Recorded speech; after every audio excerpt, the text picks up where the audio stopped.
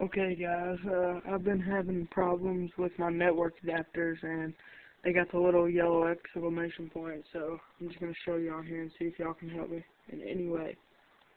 It's not letting me connect, and it just was about an hour ago, so I'm going to show you.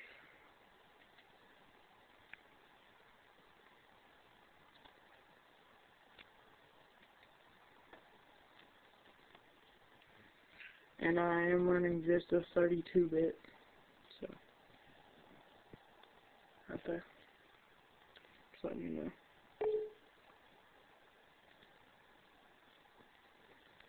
Okay. Okay, right here. It's under network adapters, right there. This one, Atheros AR 5007 Wi-Fi adapter isn't working.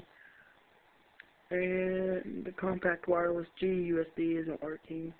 The NVIDIA Enforce Ethernet isn't working, and the two WAN mini ports. So, up there. This one, this one, this one, this one, and that one. So, again, any information would help. Thanks.